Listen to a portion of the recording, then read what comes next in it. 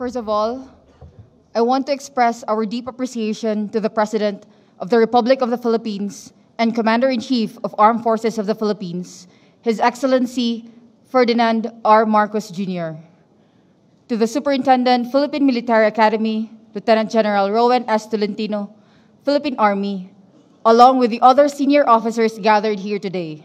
Good morning, or in our dialect, Maradyaw na buntag sa ato tanan. Being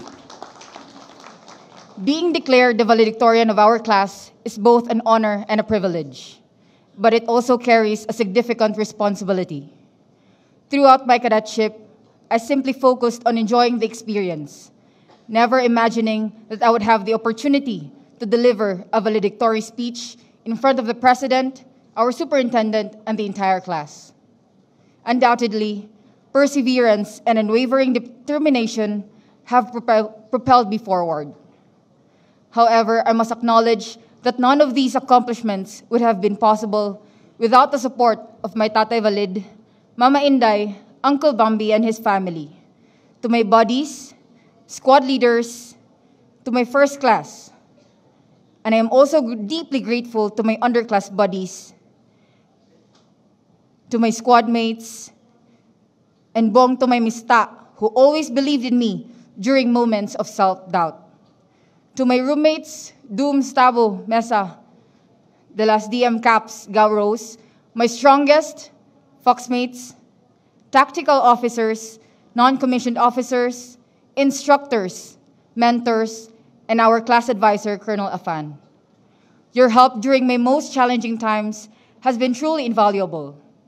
Most importantly, my heartfelt gratitude to the Almighty God for the strength, guidance, knowledge, and wisdom bestowed upon each and every one of us. Throughout our cadetship, our class has been commonly known as the pandemic babies, since we began our plebehood year during the rise of the COVID-19.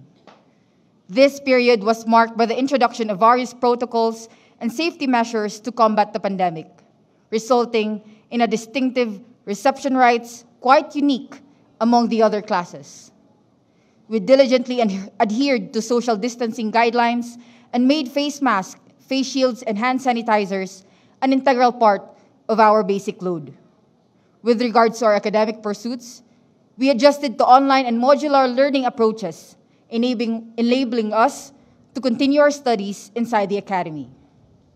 Unfortunately, due to the pandemic, we were unable to partake in the traditional and cherished events of the academy alongside our parents and other visitors. Celebrations such as the reception, incorporation, sunset parade, and recognition were not experienced as we had anticipated. However, we found solace in celebrating these milestones with our buddies, squad leaders, first class kabayans, and mista. But today, as we graduate, we stand on the hallowed parading grounds, Borromeo Field, finally able to see our parents, friends, and loved ones, watching us with pride as we reflect on the 4 years of successes and failures that shaped our journey. Now, we find ourselves in the final hours of our 4-year cadetship. The challenges of waking up to the early mornings of Baguio, the thin air, slopes, manongs, viands, SOC, and our cadetship in general are drawing to a close. New beginnings await us beyond the walls of this academy. Mista, we are about to confront the realities of the world outside, where our individual journeys will lead us to different units and diverging paths. However, let us all remember that we will forever be connected by the 4 years of shared challenges and camaraderie we experience together in the academy. I sincerely hope and pray that we will uphold the values of courage, integrity, and loyalty instilled in us by our alma mater. May we find success in all our future endeavors, safety in all our operations, and excellence in every aspect we undertake. Today is the day we have long awaited. Let us go forth and serve our nation with the character, skills, and education that the Philippine Military Academy has nurtured within us. Pro Deo Populus et Patria. For God, the people, and the country. Thank you, and once again, good morning. Today, I extend my congratulations to the 278-strong graduating cadets of the Philippine Military Academy's Bagong Sinag class of 2024. We are proud to see you parade as cadets for the last time. I am pleased that this batch has produced female cadets who have shown outstanding performance, many of whom proudly swarm the elusive list of top 10 performers and special awardees. Let us all congratulate this year's valedictorian, Cadet First Class Janet B. Elumba, a proud daughter of Surigao City. I share with your parents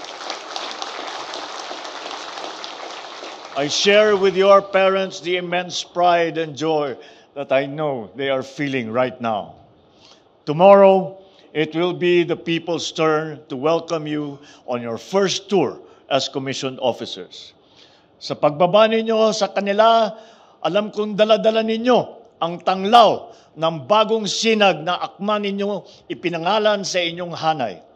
The race that will not only blaze the path of your careers, but will illuminate the good, defeat the darkness, and be a source of enlightenment.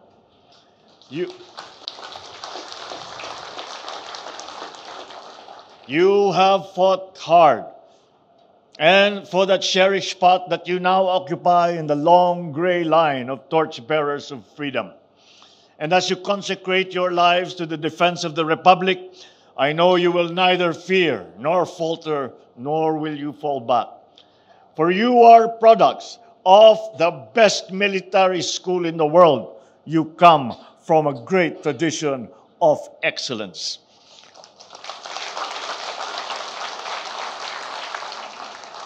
This academy has not only trained you to be proficient in warfare, but to be the champions of the welfare of our people. Because soldiering now is no longer limited to defending territories, but to improve the lives of the people who live there.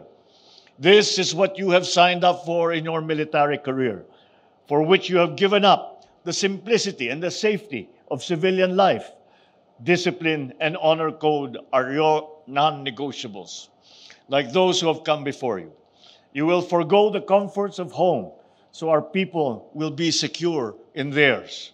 You will endure physical separation from your loved ones so that families can live in peace in communities that you will protect. Your sacrifices will not be in vain. Your gallantry will not be squandered by those who benefit from it. More so if they see that you have adhered to the following tenets of your calling and the demands of the public trust that you hold. You will respect civilian authority. You will protect the life and liberty of our people. You will defend the sovereignty of the state, and you will ensure the integrity of the national territory. You will abide by these words, even in the most trying of circumstances. When rations grow thin, morale is low, let these words continue to sustain you. It is this very sense of mission which makes your profession most noble. And you have answered the call to serve at a crucial time in our nation's great and storied history. Akmang-akma ang pangalan ng inyong bagong sinag sa isinusulong nating adikain ngayon na Bagong Pilipinas. Both are excellent battle cries. For when we say Bagong Pilipinas, we do not only mean a great nation yet to come.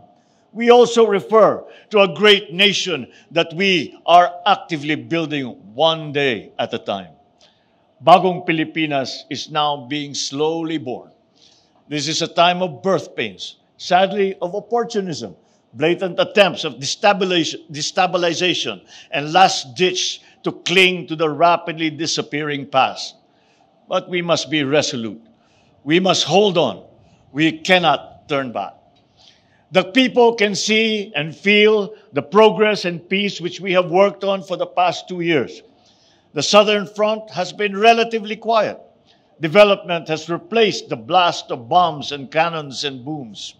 What we are facing now are a blatant disregard of international accepted principles and deployment of weapons of mass destruction by parties who seek to drive a wedge between a united citizenry.